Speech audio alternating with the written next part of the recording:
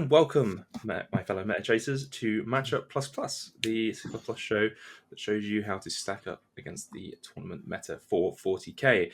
I am once again joined by two very awesome people to help me go through another faction that we're going to be looking at that's very popular on the UK tournament scene. As you can probably tell by the title of this video, we're looking at Custodes.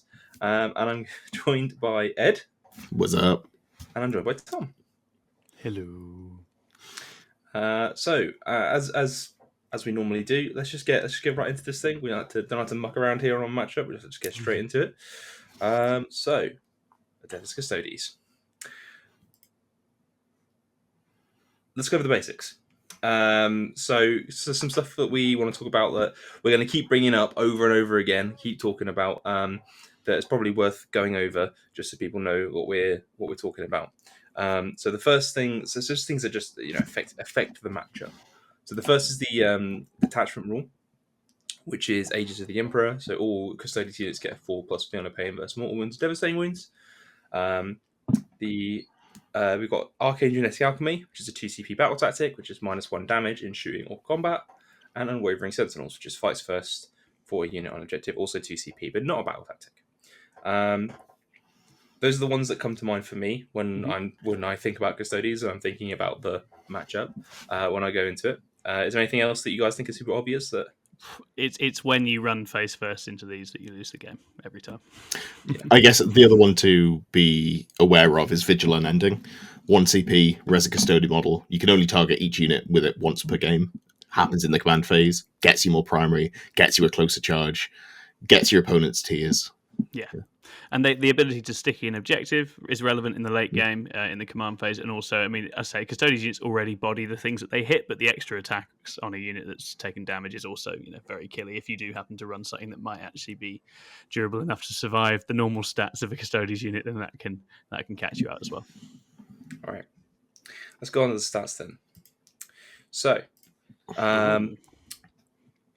in terms of overalls, we're looking at a 55% win rate, an 8% play rate, which is the second highest in the game right now. Very popular.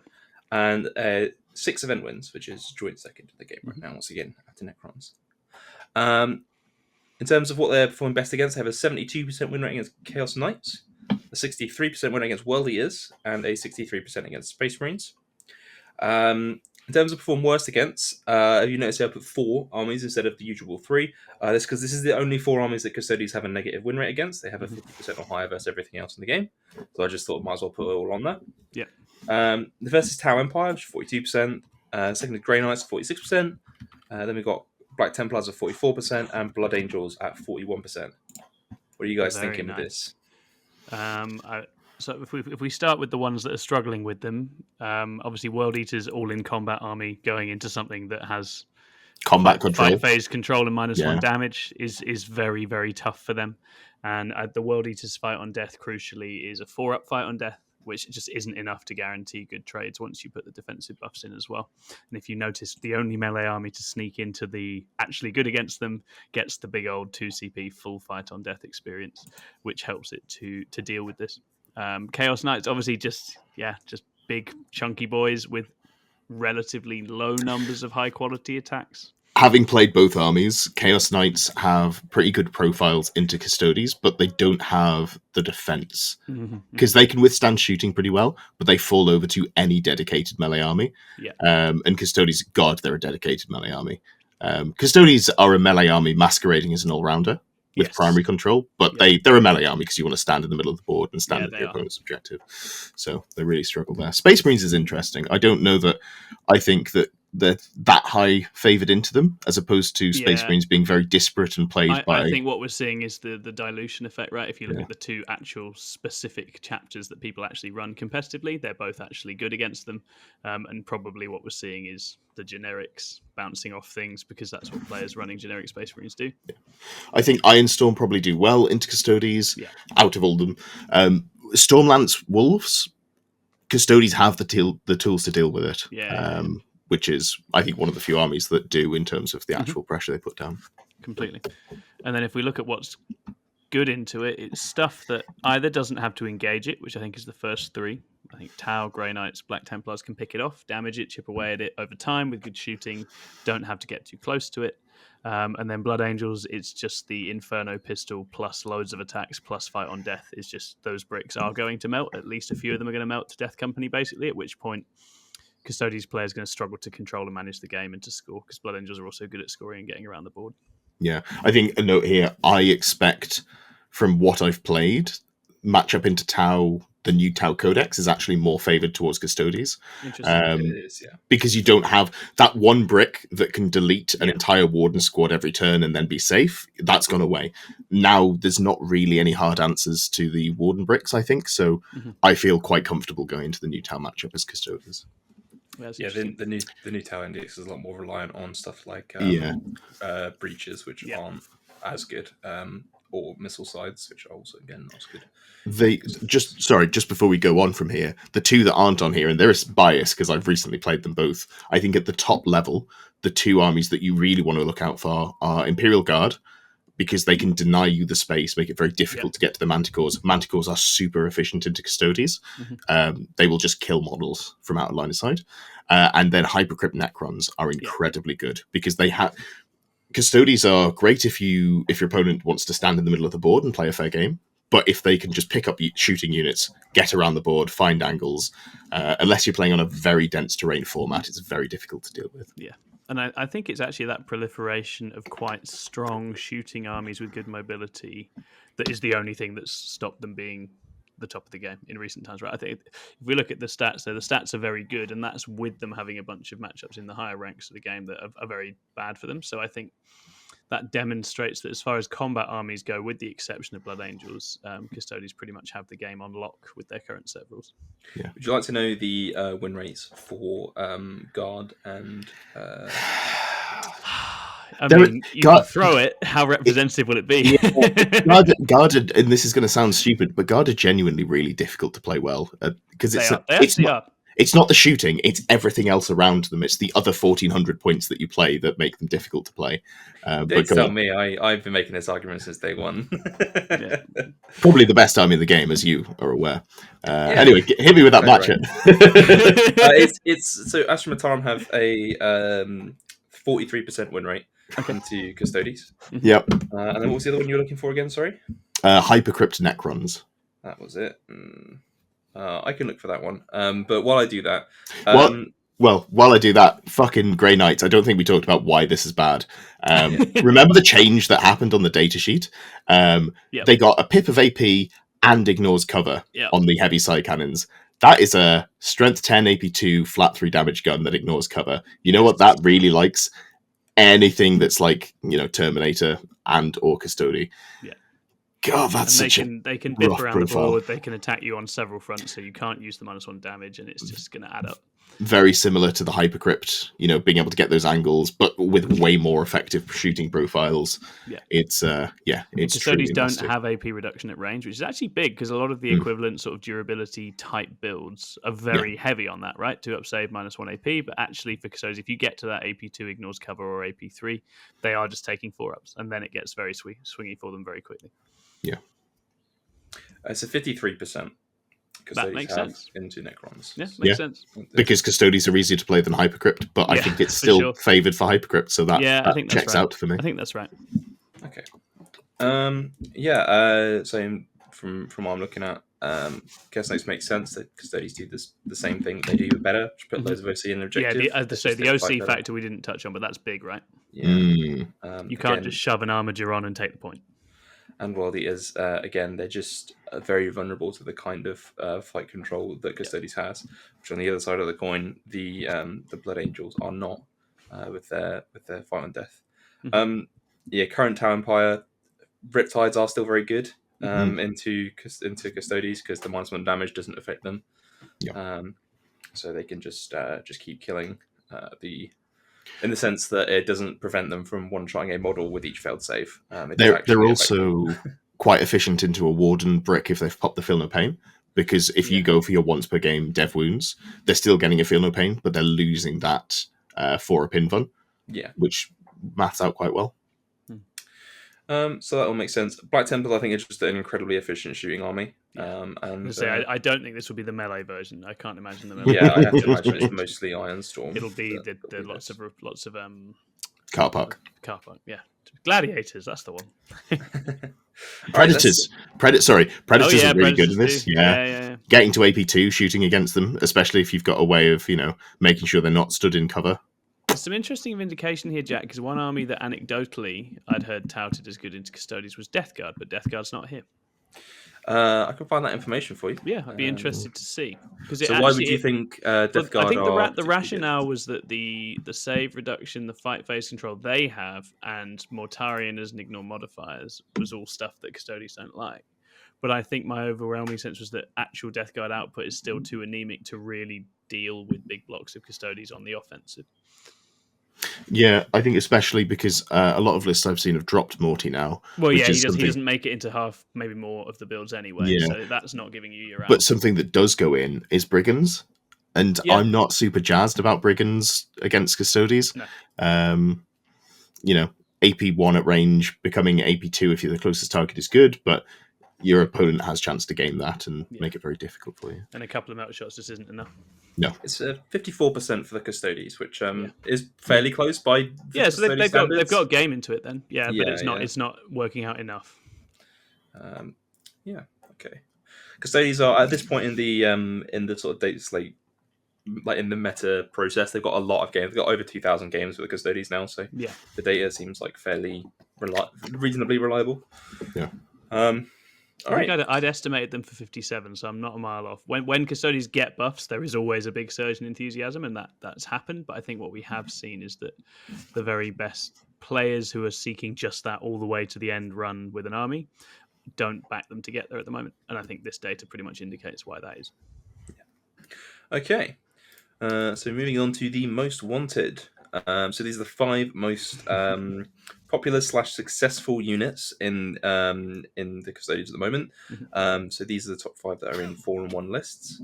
So number 1 is Trajan Valoris, who is in every single 4-1 list that we have on record at the moment. The main thing for him is the ignore characteristic modifiers.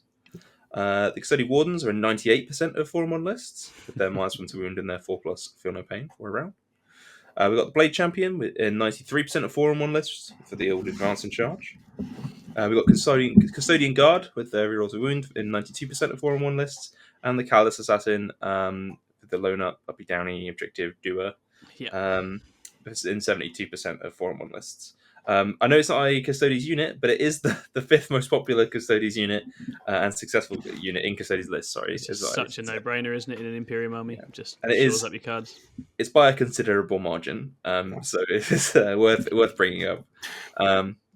Custodes struggle for cheap objective scores as well. Like the best one that you can take are the squad of 2 Alaris Terminators, which is 130 points. Yeah. So having something secondaries in general is their weakness, right? It's kind of built into their design. Having something that does the same job for cheaper and is low up, no downer, like no downside. Yeah. Right. What do you guys think there in terms of the units that are popular? I'll let Ed take it first. Yeah. I'm amazed that there are 2% of 4-1 lists that didn't run Wardens. Like, how did you win games? That's with sarcasm. Loads of guard. So there is an interesting list you can run, which is 6 squads of guard, which is 1,800 points. No, 1,080 points. Sorry, for the 6 squads of 4. There's probably something you can do with that. I dropped it pretty quickly. Blade Champ is incredible. The Custodian Guard, incredible. You haven't got Draxus on here, but pair very well with Draxus. And otherwise, they're just a cheap squad. And then Callous Assassin, we've talked about already. Uppy Downy is good. I guess Trajan's thing. I mean, he is a bit of a beat stick innately. Yeah. Oh, yeah. But the ignore modifiers thing, I think, is the main reason why he's popular at the moment, just because in the current meta, fights first on tap as well. Yeah, 2 fights first between him and the Strat is big, and I mean, and as you say, he's just an absolute blender. He is very, very effective at dealing with things like Catan. Yeah, he's very versatile. Yeah. So if you've got the CP, you can even spend the CP to fights first and then double, go for 12 attacks. If you really need to slap something dead, that's very effective. Yeah. He's also neat. I think it's Yeah, he's pretty neat. I will never forget Trajan popping the 12 attacks to kill 8 Kroot on my home objective. Yeah. God, what a hero. truly hitting down with that one. Yeah, really, hero really of the Imperium. punching the vulnerable there. Right, okay. So let's go on to making the list. So I've got 2 example lists here because they're kind of 2 prominent list archetypes that you're likely to see on the tournament scene. The first one is like an infantry heavy list, which I think is more popular on UKTC list with the way that the ruins are designed for, the way the ruins are set up for that melee staging is a lot easier. And the second one is a double Clades Grav tank list, which I think is generally more popular on sort of Games Workshop train sets and the more WTC train sets. There's slightly more maneuverable train sets. Anywhere there's big gaps that you've got to cross with foot-slugging infantry, you want to bring guns. Yeah, exactly that. That lets you go toe-to-toe in some of those shooting matchups we talked about, where you actually can keep people honest in that sense. So our infantry list is Trajan. We've got 2 Blade Champions, one with Ceaseless Hunter, one with Veiled Blade.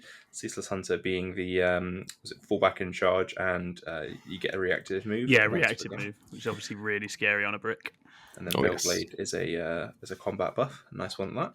So you get +2 attacks at all times, but really important to note, once per game in either command phase, you can pop it to triple your OC. Your base OC is 2. You go in a squad of Wardens, you've got the Vexilla in there. That means that single model is OC 9. When we talked about the Chaos Knight matchup with their OC 8 armigers, you can have a single model out OC a War Dog. That's part of the reason the matchup is so cursed. That's crazy. That's really good. We've got a Shield Captain. We've got 5 Custodian Guard. 2 units of 5 Custodian Guard. 1 with a Vexilla. 3 Prosecutors. 3 units of 5 Wardens with Vexilla. Calidus and Kyria Draxis. Who's going in one of those Custodian Guard units. Yeah, and so Draxis, we've not talked about it, but it's just nice tech with her little sort of artillery gun that she's got, which is nice for picking up little chaffy things that are hiding away. And she gets the reroll wounds if you plug her in guard, and she can also get shoot twice. So it's just very obnoxious. Very useful little tech piece for elves in particular. They hate her. Once per game, she gets 20 attacks at, AP0 damage 2. Over half of them are indirect. Dislike. Yeah. It's good. Death wounds as well, right? Yeah. Some of them are. The indirect ones, I believe, are sustained hits, and the direct fire are death wounds, or it could be the other way around. Every time I roll her attacks, tasty little gun, and she's cheap, so it just makes sense. She's very good. Yeah. She also something to be aware of if you're playing into this list. She'll go in a guard squad. If you're playing something like Manticore Guard, or you're trying to angle shoot, she can make her squad immune to being targeted outside of 18 inches on a 2-up in the command phase. If she rolls a 1, the squad takes D3 model wounds. Custodes, they don't care. They're just going to shrug most of them off. But it's a very durable brick. If you position it poorly, they can sit on a mid-board objective. If you've put your firepower too far back, it can be very difficult to fish them out, even if they're in the open. Yeah. And if you're looking at that build and thinking, what's it good at? Primary, right? Just so much primary play. If you're thinking about where its weak spot is, it is secondaries. That's why something like the Calidus is so effective, because there's a whole bunch of cards that just aren't immediately viable for that. And if it does struggle to get into the right places in the board in the game, that's when the Custodes game plan can go wrong. If they don't arrive on time, or if they get kind of cut off of one side or anything like that, it can be very hard on the cards. But it's just built for bodying objectives, and you've got enough bricks to go and sit on every single one of them if you want. With redundancy. Yeah. So when you're playing against this list, there's a couple of things you need to think about in your movement phase. The way to beat this list is to move correctly, basically. You need to think about where you're going to position your output in the shooting the charge phase before you get there.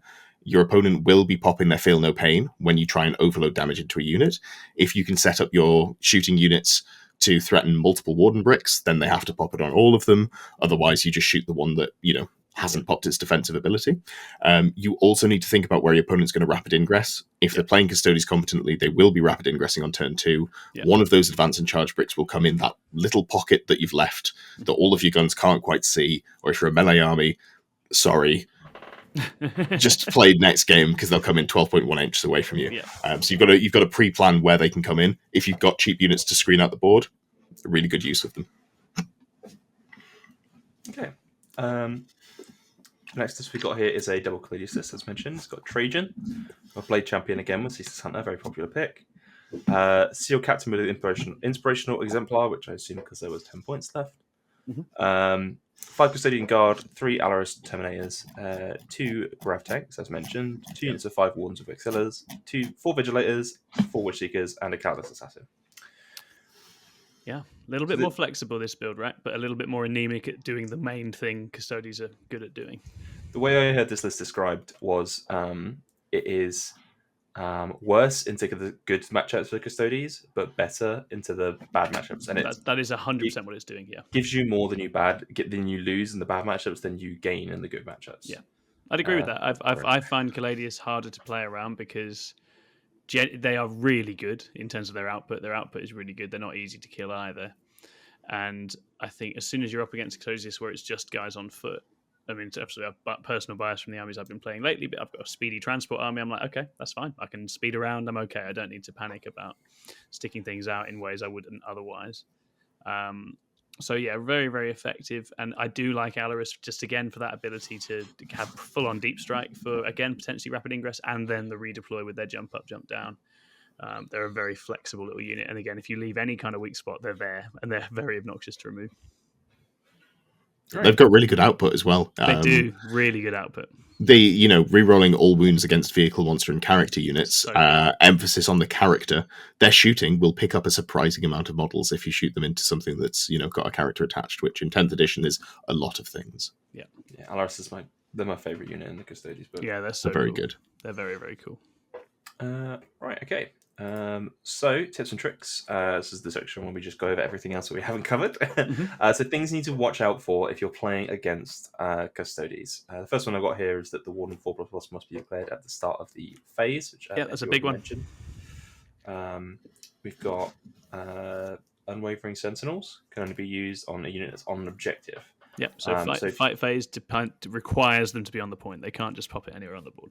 Yeah, so that's so if you're planning on trying to get into a combat with the Custodies, you have to be aware of what they can fight first with and what they can't. Some things, keeping track of the Custodies CP is really important because we've got some very expensive strats in there. As good as they are expensive.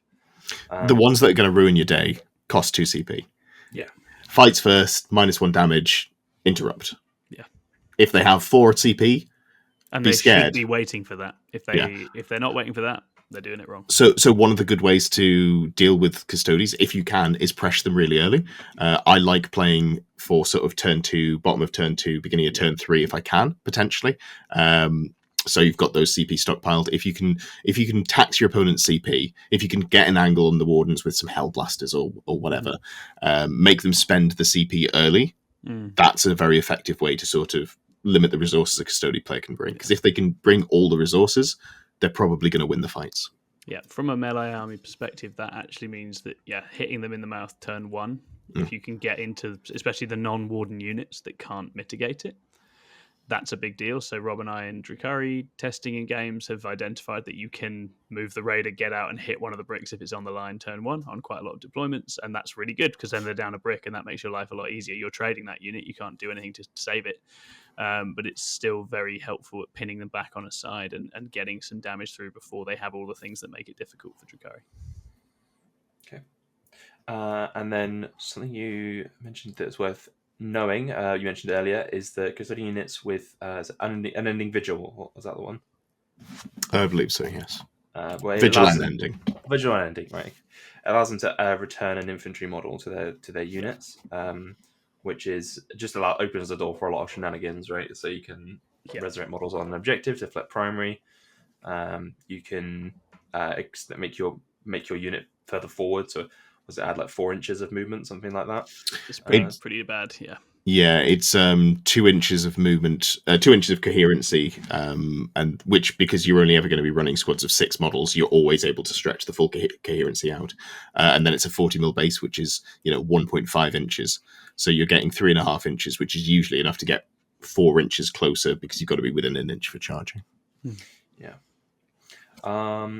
So in terms of other stuff that I'm just thinking about, from a shooting perspective, from a shooting army perspective, when looking at the wardens in particular, they can be quite difficult to deal with a one-phase army. So if you're dealing with guard or tau or potentially even Iron Storm Marines, some of those builds, what you can do is if you're able to line up shots on more than one unit and force the 4+ Feel No Pain to be popped on one unit, and then you can put shots into the other, or force them to pop it on both of them, or something like that, just so you can sort of bait it out in a sense. Yeah, absolutely. Force it to be used and for no benefit, as long as you want it gone.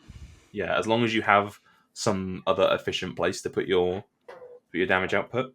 Obviously, that's always gonna work. Sometimes you have to kill Unit A that pops its Feel No Pain, because if you don't, you lose the game. But if you can do it that way, that's a good way to get around it. Yeah, absolutely. Focusing chunks of the board and trying to clear one bit of it at a time. I know this runs slightly counter to the threatening multiple bricks that we just said, but I mean, at the end of the day, you will have to go through portions of this to win the game. So that's one way of dealing with it. And this was certainly when I played GSC into Custodes, which was a popular matchup at the time. That was the key thing. You drop down, just evaporate one bit of the army at a time and stay away from the rest. You often have to be patient. This is an army that wins on primary, loses on secondary, so kill its secondary scoring. Allow it to build a little lead on primary if that means that you stay alive and keep the assets that are going to kill them until the later parts of the game when it actually matters. Don't just run face first into all the defensive debuffs, because you're just handing them what they want. And a fight on death is obviously extremely powerful. And in terms of managing fight first, this is depending obviously a little bit on the army that you play, but obviously if you are going into a brick with fights first, tag it up with a bunch of stuff that's either tougher or expendable, and attack it at one end with the thing you actually really value, and that gives you the best chance of that being intact or relatively intact to actually do damage to the unit. All right. Awesome. Yeah, I mean, really don't underestimate that Warden defense as well. It's awful. Yeah. The 4+ Feel No Pain and the -1 damage together. I mean, just against damage 3 stuff, just for starters. I mean, that's equivalent of getting like a 3+ Feel No Pain. Yeah, straight away, or better than a 3+ Feel No Pain. Yeah, the percentage of your output that's getting stopped by this is crazy. Yeah. So the easy way to think of it is to kill one Warden with a damage 3 weapon. If they have -1 damage and a 4 Feel No Pain, you need 6 attacks to go to save, 3 fail saves, and then a lot of Feel No Pains, which is the maths gets that's a lot of output, because you still got to wound them at -1 to wound. I assume you can probably hit them. Armies in 40k have good hitting efficiency. Okay, I think that's basically everything for Custodes. I don't think they're a super tricksy army. No. They do play relatively honest Warhammer. I think relatively honest is fair. Yeah, I think maybe they have more of a monopoly on the fight phase than any one army should have. But I think you certainly know what they're going to do, and they also sort of play like I think Custodes should. Right, it's a bunch of heroes going and sitting on the points, being better than anyone else. It makes sense. Mm-hmm. And they win most of the games, which is all the Custodes, which is lore accurate, apparently. All right, so thank you very much, Ed. Thank you very much, Tom, for covering that one with me. I'm not sure what the next episode is going to be on, but if you want us to cover something in particular, leave a comment down below. If you have a suggestion, I will put it on there. We take requests. Yeah, I do take requests. But while you're down there, you can hit the like button and the subscribe button, and if you really feel like supporting us, do the membership thing. 100%. And that's it. So thank you, Ed. Thank you, Tom, and we'll see you next time. Bye-bye.